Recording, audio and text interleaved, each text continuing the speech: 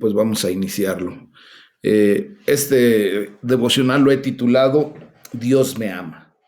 Y es la verdad que nosotros ya debemos de estar considerando en todo momento, porque verdaderamente Dios nos ama. Y lo puedes decir así, con autoridad. Dios me ama. Amén. Y bueno, pues para ello les pido de favor que abran su Biblia ahí en el libro de Éxodo, y vamos a estar leyendo Éxodo 25 y Éxodo 26.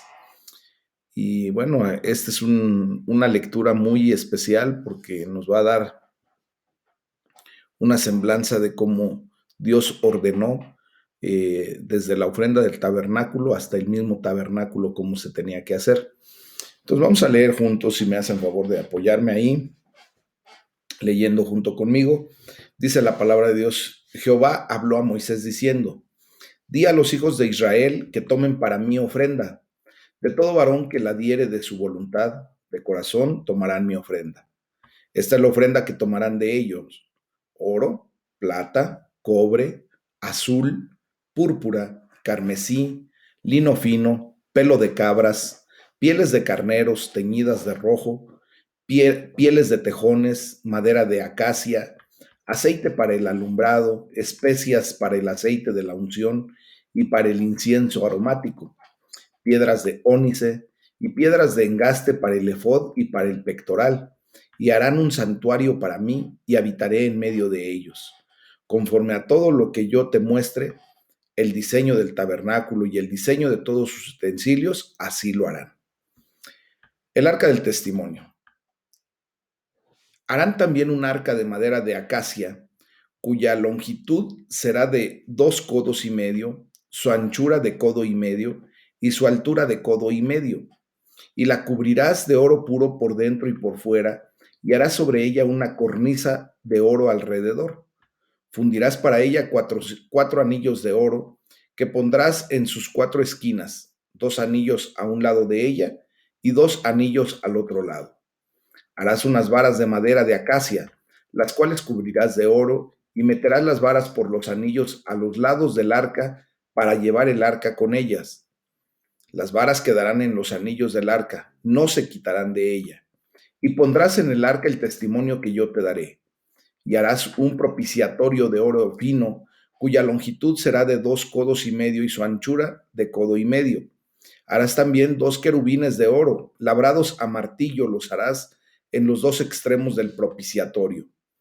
Harás pues un querubín en un extremo y un querubín en el otro extremo. De una pieza con el propiciatorio harás los querubines en sus 2 extremos. Y los querubines extenderán por encima las alas, cubriendo con sus alas el propiciatorio, sus rostros el uno enfrente del otro, mirando al propiciatorio los rostros de los querubines. Y pondrás el propiciatorio encima del arca, y en el arca pondrás el testimonio que yo te daré. Y de allí me declararé a ti, y hablaré contigo sobre el propiciatorio, de entre los 2 querubines que están sobre el arca del testimonio, todo lo que yo te mandare para los hijos de Israel. La mesa para el pan de la proposición. Harás asimismo una mesa de madera de acacia, su longitud será de 2 codos y de 1 codo su anchura, y su altura de 1 codo y medio, y la cubrirás de oro puro, y le harás una cornisa de oro alrededor. Le harás también una moldura alrededor de 1 palmo menor de anchura, y harás a la moldura una cornisa de oro alrededor, y le harás 4 anillos de oro, los cuales pondrás en las 4 esquinas que corresponden a sus 4 patas. Los anillos estarán debajo de la moldura para lugares de las varas para llevar la mesa. Harás las varas de madera de acacia y las cubrirás de oro, y con ellas será llevada la mesa. Harás también sus platos, sus cucharas, sus cubiertas y sus tazones con que se libará. De oro fino los harás. Y pondrás sobre la mesa el pan de la proposición delante de mí continuamente. El candelero de oro. Harás además un candelero de oro puro, labrado a martillo se hará el candelero. Su pie, su caña, sus copas, sus manzanas y sus flores serán de lo mismo. Y saldrán 6 brazos de sus lados, 3 brazos del candelero a un lado y 3 brazos al otro lado. 3 copas en formas de flor de almendro en un brazo, una manzana y una flor, y 3 copas en forma de flor de almendro en otro brazo, una manzana y una flor. Así en los 6 brazos que salen del candelero, y en la caña central del candelero, 4 copas en forma de flor de almendro, sus manzanas y sus flores. Habrá una manzana debajo de 2 brazos del mismo, otra manzana debajo de otros 2 brazos del mismo, y otra manzana debajo de los otros 2 brazos del mismo. Así para los 6 brazos que salen del candelero. Sus manzanas y sus brazos serán de una pieza, todo ello una pieza labrada a martillo, de oro puro. Y le harás 7 lámparas, 7 lamparillas, las cuales encenderás para que alumbren hacia adelante. También sus despabiladeras y sus platillos de oro puro. De un talento de oro fino lo harás con todos estos utensilios. Mira y hazlos conforme al modelo que te ha sido mostrado en el monte. Capítulo 26. El tabernáculo. Harás el tabernáculo de Dios de 10 cortinas de lino torcido, azul, púrpura y carmesí, y lo harás con querubines de obra primorosa. La longitud de una cortina de 28 codos y la anchura de la misma cortina de 4 codos. Todas las cortinas tendrán una misma medida. 5 cortinas estarán unidas con una con la otra, y las otras 5 cortinas unidas una con la otra. Y harás lazadas de azul en la orilla de la última cortina de la primera unión. Lo mismo harás en la orilla de la cortina de la segunda unión. 50 lazadas harás en la primera cortina y 50 lazadas harás en la orilla de la cortina que está en la segunda unión. Las lazadas estarán contrapuestas la una a la otra. Harás también 50 corchetes de oro, con los cuales enlazarás las cortinas la una con la otra, y se formará un tabernáculo. Harás asimismo cortinas de pelo de cabra para una cubierta sobre el tabernáculo. 11 cortinas harás. La longitud de cada cortina será de 30 codos, y la anchura de cada cortina de 4 codos. Una misma medida tendrán las 11 cortinas, y unirás 5 cortinas aparte, y las otras 6 cortinas aparte, y doblarás la sexta cortina en el frente del tabernáculo. Y harás 50 lazadas en la orilla de la cortina, al borde en la unión, y 50 lazadas en la orilla de la cortina de la segunda unión.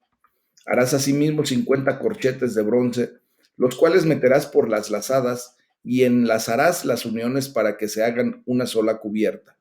Y la parte que sobra en las cortinas de la tienda, la mitad de la cortina que sobra colgará a espaldas del tabernáculo, y un codo de un lado y otro codo del otro lado, que sobra a lo largo de las cortinas de la tienda, colgarán sobre los lados del tabernáculo, a un lado y al otro, para cubrirlo. Harás también a la tienda una cubierta de pieles de carneros teñidas de rojo, y una cubierta de pieles de tejones encima.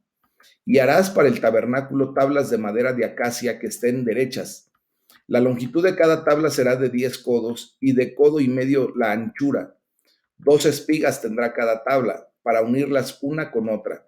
Así harás todas las tablas del tabernáculo. Harás pues las tablas del tabernáculo, 20 tablas al lado del mediodía, al sur, y harás 40 basas de plata debajo de las 20 tablas, 2 basas debajo de una tabla para sus 2 espigas, y 2 basas debajo de otra tabla para sus 2 espigas. Y al otro lado del tabernáculo, al lado del norte, 20 tablas, y sus 40 basas de plata, 2 basas debajo de una tabla y 2 basas debajo de otra tabla. Y para el lado posterior del tabernáculo al occidente harás 6 tablas. Harás además 2 tablas para las esquinas del tabernáculo en los 2 ángulos posteriores, las cuales se unirán desde abajo, y asimismo se juntarán por su alto con un gozne. Así será con las otras 2. Serán para las 2 esquinas, de suerte que serán 8 tablas con sus basas de plata, 16 basas, 2 basas debajo de una tabla y 2 basas debajo de otra tabla. Harás también 5 barras de madera de acacia para las tablas de un lado del tabernáculo, y 5 barras para las tablas del otro lado del tabernáculo, y 5 barras para las tablas del lado posterior del tabernáculo al occidente. Y la barra del medio pasará por en medio de las tablas de un extremo al otro, y cubrirás de oro las tablas, y harás sus anillos de oro para meter por ello las barras. También cubrirás de oro las barras, y alzarás el tabernáculo conforme al modelo que te fue mostrado en el monte. También harás un velo azul, un velo de azul, púrpura, carmesín y lino torcido. Será hecho de obra primorosa con querubines, y lo pondrás sobre 4 columnas de madera de acacia cubiertas de oro, sus capiteles de oro sobre basas de plata, y pondrás el velo debajo de los corchetes, y meterás allí del velo adentro el arca del testimonio, y aquel velo le será separación entre el lugar santo y el santísimo. Pondrás el propiciatorio sobre el arca del testimonio en el lugar santísimo, y pondrás la mesa fuera del velo y el candelero enfrente de la mesa al otro lado, al lado sur del tabernáculo, y pondrás la mesa al lado del norte. Harás para la puerta del tabernáculo una cortina de azul, púrpura, carmesí y lino torcido, obra de recamador. Y harás para la cortina 5 columnas de madera de acacia, las cuales cubrirás de oro con sus capiteles de oro, y fundirás 5 basas de bronce para ellas. Pues esta es la palabra de Dios, mis amados. Bendita sea su palabra. Quiero decirles que hoy el Señor nos va a enseñar cuánto nos ama, y tendremos ya que ver la realidad en todo momento. Fíjense que les voy a hacer una anécdota acerca de cuando 2 ministros de la palabra de Dios se encontraron un muchacho analfabeto y con sordera, y este muchacho era pastor de ovejas. En ese encuentro, estos 2 ministros de la palabra le explicaron a este joven que Jesucristo quería ser su pastor, que siempre lo cuidaría, de la misma manera que el joven cuidaba a sus propias ovejas. Y fíjense que curiosamente le enseñaron a repetir las palabras: el Señor es mi pastor. Y sí, efectivamente, ahí del Salmo número 23, versículo 1. Y estos hombres se ayudaron de los dedos de su mano derecha para ayudarle a recordar, comenzando por su pulgar y después con un dedo para cada palabra. Le dijeron que se detuviera en la cuarta palabra. Y entonces hacemos nosotros el ejercicio. El Señor es mi pastor. Entonces le dijeron que en la cuarta palabra se detuviera, y justamente era mi, la palabra mi, y que recordara que aquel salmo es para mí, o sea, que lo hiciera personal. ¿Ok? Bueno, fíjense que sucede que años después, uno de estos ministros de la palabra estaba por el mismo pueblo y preguntó por aquel jovencito pastor. Y le hicieron el comentario que el invierno anterior había traído terribles tormentas y el muchacho había muerto en las colinas. Había sido enterrado por una avalancha de nieve, y por lo tanto, pues él había muerto. El vecino del pueblo que estaba contándole la historia añadió y le dijo lo siguiente. Dice: hubo una cosa que no pudimos comprender. Cuando descubrimos su cuerpo, él estaba aferrado a su cuarto dedo de su mano derecha, así justamente, ¿verdad? Tenía agarrado su cuarto dedo, aquí están mis otros dedos, y lo tenía así agarrado, y así murió. Bueno, esta historia pues ilustra la naturaleza del amor personal de Dios por cada uno de nosotros. Él se aferró a que Jehová era su pastor y que él iba a estar bien desde el momento en que el Señor había tenido a bien mostrarse como su pastor. Amén. Bueno, pues mis amados hermanos, quiero decirles que esto pues nos tiene que llegar a lo profundo de nuestra alma, de nuestra vida, porque verdaderamente Jehová es nuestro pastor. Nos ama de tal manera, mis amados, que debemos de considerar siempre esta verdad. Quiero decirles que hoy en día muchas personas que, si es que acaso creen en la existencia de Dios, muchas veces lo hacen pensando que Dios es algún tipo de una gran fuerza impersonal. Pero el Dios de la Biblia es muy diferente. Ustedes y yo ya lo hemos estado estudiando y analizando muy concretamente, ¿verdad? Nuestro Dios, el Dios vivo y verdadero, Él es el que realmente es muy diferente a lo que mucha gente pudiera solamente pensar que es como que algo impersonal, ¿verdad? Algo que está muy distante. La relación de Dios con nosotros es mucho, muy personal. De hecho, si se recuerdan ahí en Gálatas 2:20, el apóstol Pablo escribió, el Hijo de Dios, quien me amó y dio su vida por mí. Ese es el amor que Dios nos tiene.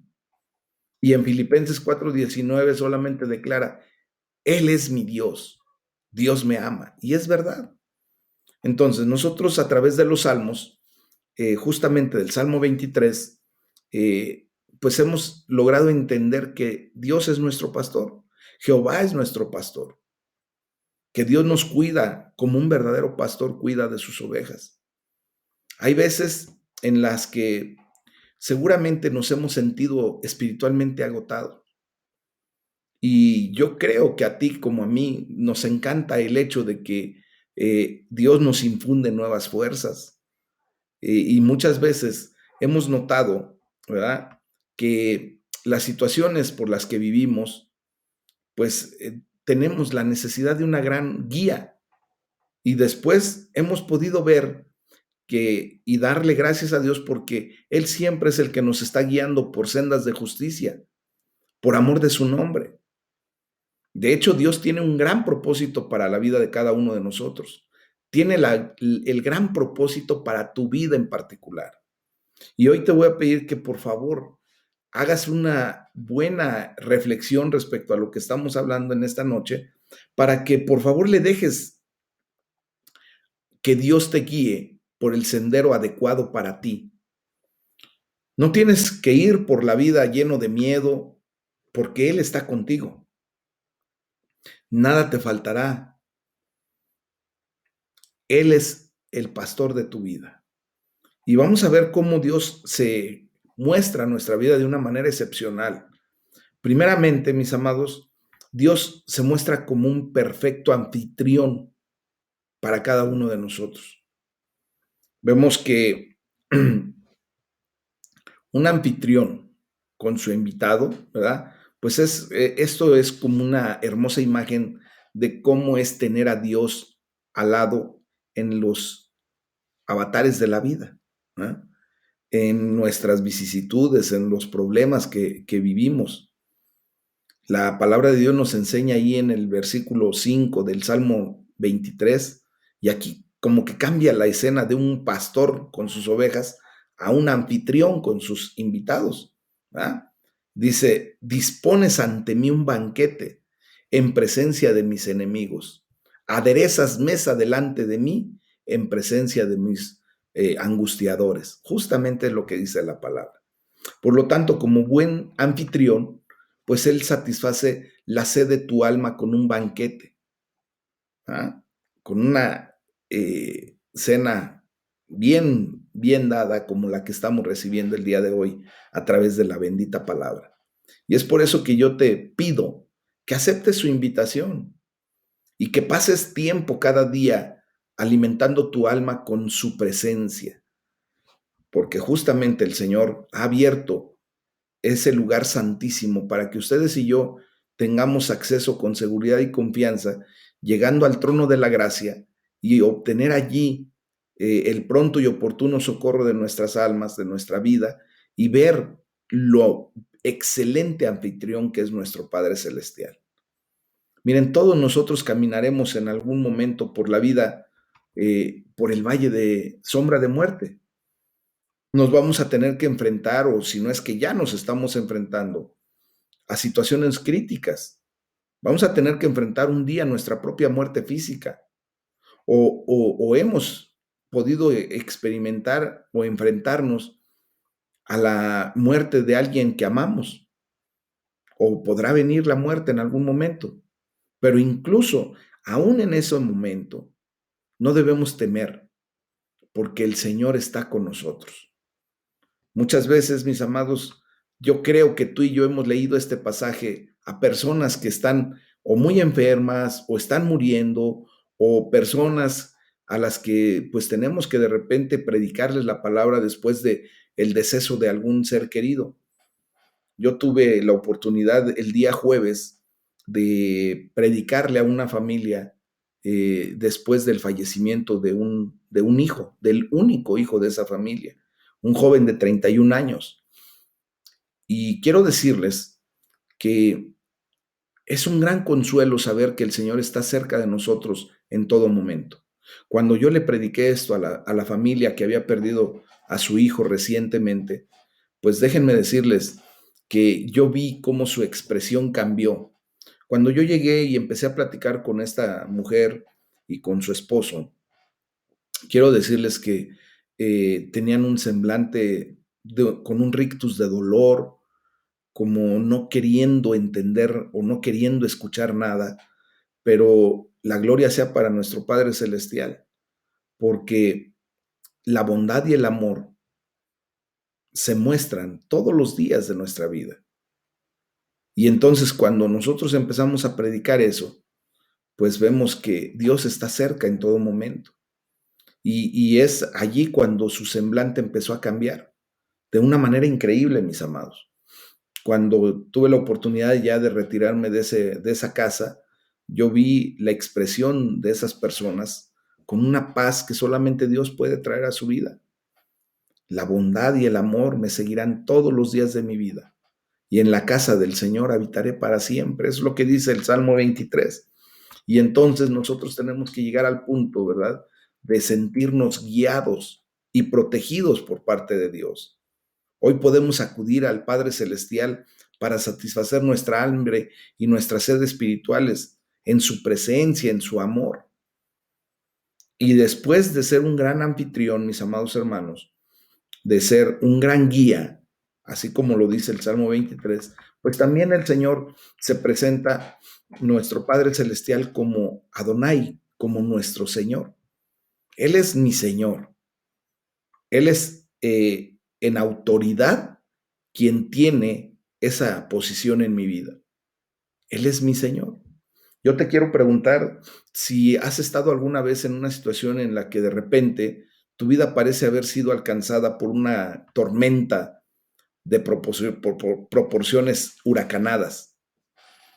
Eh, yo les he contado que a mí constantemente me sucedía cuando tenía mis viajes, no solamente a Cuba, sino cuando salíamos para ir de buceo y todo eso, pues de repente nos encontrábamos en situaciones muy críticas, al grado de que yo experimenté un naufragio por espacio de 4 días.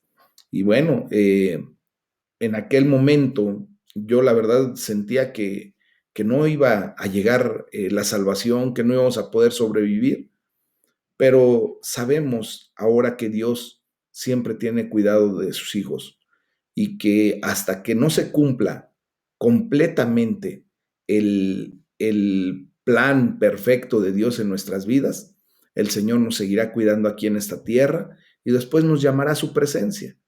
Y pues la gloria para nuestro Padre, porque una vez que estemos siendo llamados a su presencia, pues vamos a estar en una condición increíblemente mejor que lo que estamos aquí. ¿Ah?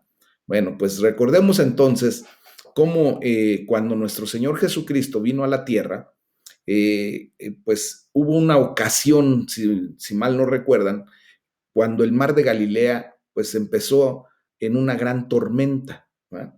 Y quiero decirles que el mar de Galilea se destaca por sus tormentas repentinas, así de un tris, cuando tú estás viendo que la condición está tranquila, en cualquier momento puede cambiar repentinamente esa situación. En aquel tiempo los discípulos sabían que unas olas del tamaño que de repente se levantaban en ese mar podían hacer volcar su barca y acabar con sus vidas. Y se recuerdan que a pesar del oleaje, de ese bamboleo que se siente en los barcos o en las naves, ya sea una lancha o un yate, pues en ese momento Jesús estaba dormido. Pero quiero decirles que a veces cuando llegan las tormentas a nuestra vida, pues pareciera ser que Dios está sin hacer nada, que está ahí dormido, tranquilo, ¿verdad? Parece que de repente no responde a tus oraciones o parece que ni siquiera te escucha. Y quiero decirte que en tiempos así, justamente en ese tipo de momentos, de situaciones que vivimos, tu fe se está poniendo a prueba. Es la prueba por la que Dios te está llevando para ver qué realmente tienes en tu corazón. Bueno, pues recuerden que después de que los discípulos le dicen, Señor, despierta, ayúdanos, ¿qué no ves que perecemos, verdad? Pues finalmente nuestro Señor Jesús calma la tormenta. De hecho, se dirige al poder tras las tormentas, ¿verdad? Con la palabra que podemos entender de silencio, cálmate. Así fue como nuestro Señor Jesús muestra que Él es el Señor en autoridad de la naturaleza. Él es el amo del universo, mis amores. Para los discípulos en ese momento, ¿verdad? Que empezó este pasaje que les estoy recordando, empieza con miedo y termina con fe. Bueno, hemos hablado mucho acerca de las crisis que ponen a prueba nuestra fe, mis amados. Esas crisis emocionales, esas crisis espirituales, esas crisis en donde de repente nos sentimos abatidos, sentimos que, como les decía, en un naufragio no va a llegar la salvación. Pero quiero decirte que justamente allí está tu prueba. Jesús quiere que aprendamos a conquistar nuestros miedos, que confiemos verdaderamente en Él, incluso durante las tormentas más devastadoras de nuestra vida. Hay ocasiones en que tú tendrás que enfrentarte a situaciones hasta legales, de orden económico, de orden de salud, pero hoy quiero decirte que Dios tiene en sus manos tu condición. Después lo que nos muestra nuestro Señor Jesucristo es que Él es el Señor en autoridad de los poderes que tratan de destrozar nuestras vidas. Recuérdense después que llega una situación de un hombre endemoniado, que él mismo se declara, ¿verdad? Cuando le dice el Señor que quién era, se apoda Legión. Había acabado en una situación infernal, autoinfligiéndose daños, se golpeaba él mismo y lo había encadenado una sociedad que no podía comprender lo espiritual. Y la única respuesta de esa sociedad fue encerrarlo, porque no podían hacer más, no tenían recursos.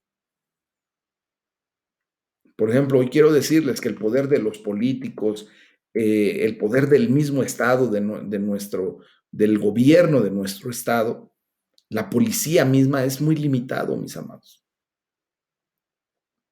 Pero recuerden que nuestro Señor Jesús no juzgó ni condenó a aquel hombre, sino que dio una orden con autoridad, demostrando su señorío, su poder, para liberarnos y para sanarnos.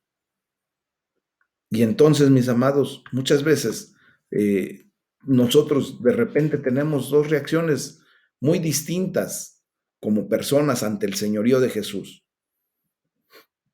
Hay personas que se muestran hostiles, muchas veces porque los intereses propios pueden ser perjudicados. Cuando tú le predicas la palabra de Dios a una persona que está en sus delitos, en sus pecados, muchas veces te dicen, no, mira, por favor no me hables de eso, porque yo la verdad no quiero que me cambien, yo quiero seguir viviendo mi vida y hasta se comportan hostilmente, porque para ellos puede ser bastante incómodo, ¿verdad? Ver el poder real de nuestro Padre Celestial en acción, porque seguramente pues les va a mostrar su pecado y les va a decir que lo que están haciendo es equivocado. Pero por otro lado, algunos se interesan. Hay gente a la que tú le empiezas a hablar de la palabra de Dios y te dice, oye, no importa que me digas que verdaderamente estoy equivocado, pero yo quiero escucharte, quiero saber qué es lo que tú me estás diciendo.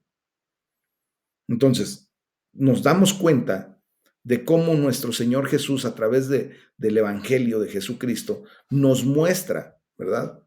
Cómo viene sanidad, cómo viene liberación. Y simplemente ha pasado eso ya en nuestras vidas. Amén. Y entonces, nosotros, mis amados hermanos, ¿qué es lo que vemos cuando el Señor Jesús, después de que este hombre le dice, Señor, por favor, yo quiero ir contigo, yo quiero seguirte? Muchos de nosotros humanamente hubiésemos pensado que al hombre, ¿verdad? A esta persona que Dios lo había liberado en ese momento, le hubiera hecho mucho, muy bien el seguir eh, bajo la protección de Jesús ahí físicamente, ¿verdad? Con un seguimiento intensivo, con una enseñanza más poderosa. Pero Jesús, pues simplemente le dice que se vaya a su familia y que prácticamente le está diciendo que los evangelice. Dice, vete a tu casa, a los de tu familia, y diles todo lo que el Señor ha hecho por ti y cómo te ha tenido compasión. Y eso es lo que este hombre hace. Entonces, muchas ocasiones, mis amados, nosotros queremos sobreproteger muchísimo a la gente que recién llega a la fe. A veces es bueno ponerlos a hablar públicamente sobre la nueva fe de inmediato, ¿no? Y pues recordemos qué fue lo que sucedió con ese hombre. Ese hombre simplemente regresó a su casa, que era la zona de Decápolis, de 10 ciudades, y la siguiente vez que regresó nuestro Señor Jesús por allí, pues más de 4,000 personas venían a escuchar a Dios, a Jesucristo mismo, porque el testimonio de ese hombre, obvio que tuvo un gran impacto en la vida de toda una sociedad, de 10 ciudades, imagínense. Entonces, muchas veces, mis amados, nosotros tenemos que comprender el por qué de repente Dios nos envía, aun cuando apenas empezamos a caminar en el Evangelio. Y te lo estoy diciendo a ti que apenas inicias, porque aquí habemos muchos, hay muchos hermanos que apenas inician a caminar en el Evangelio de Jesucristo, en la palabra de Dios, en las sendas de justicia. Es el momento en que puedas tú hablar de lo que Dios está haciendo en tu vida. Sé que Dios está transformando tu existencia, tu manera de ser y de pensar. Y puedes hablarle a la gente de lo que Dios está haciendo en ti. Ujú.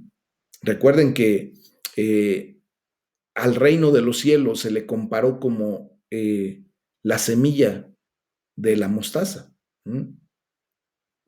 Aquí podemos ver que puede ser que el endemoniado sintiera que tenía muy poco que ofrecer después de haber sido liberado por Jesucristo, pero su vida tuvo una repercusión enorme. ¿Por qué? Porque tuvo un encuentro personal con Jesús.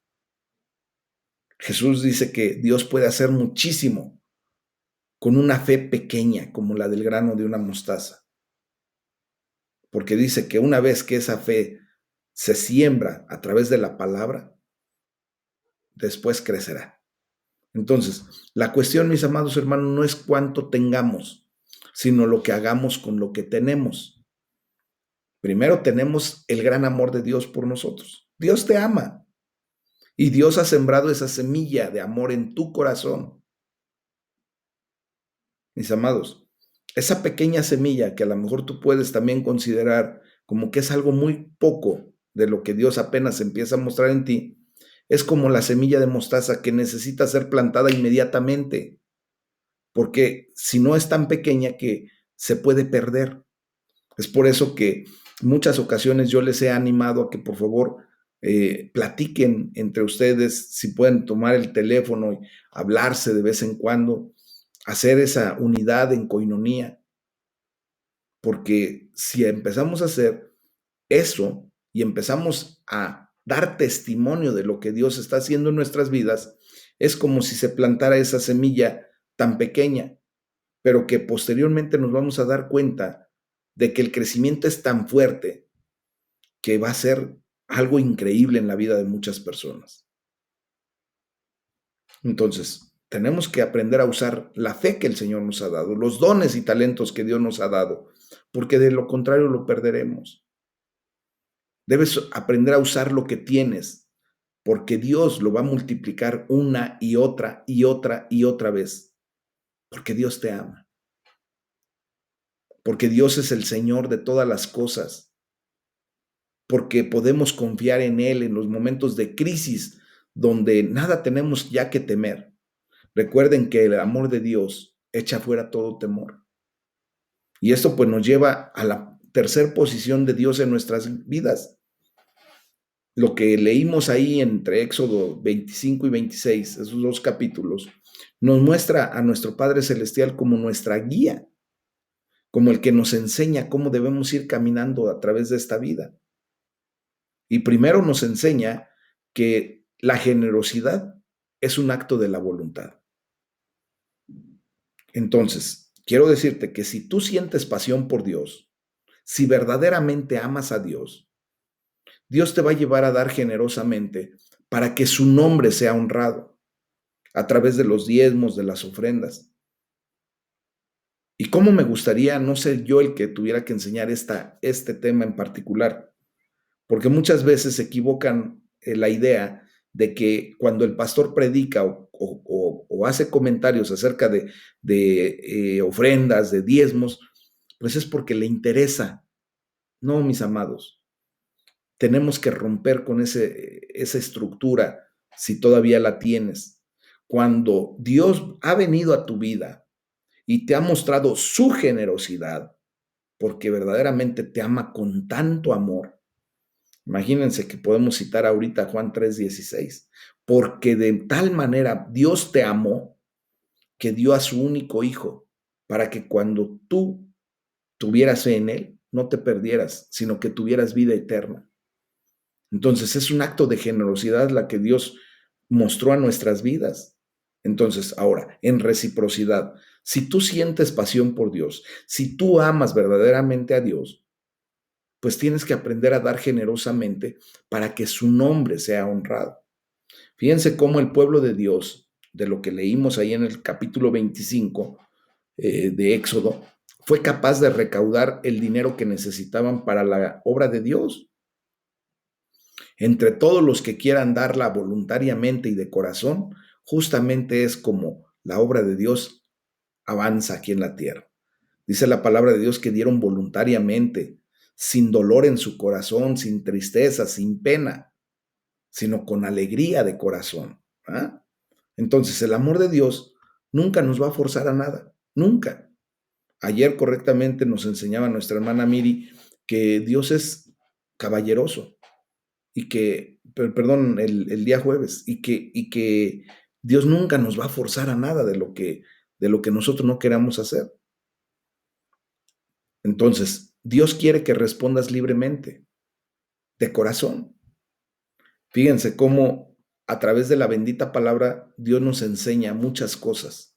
Por ejemplo, hoy leímos acerca del tabernáculo, que propiamente era la tienda del encuentro entre Dios y el hombre. Era un lugar provisional de encuentro de Dios con su pueblo. ¿Por qué provisional? Porque el tabernáculo era como una tienda de campaña, mis amados. Y teológicamente, el tabernáculo como morada de Dios en la tierra tenía una importancia inmensa. Es el primero de los lugares donde Dios morará, el tabernáculo.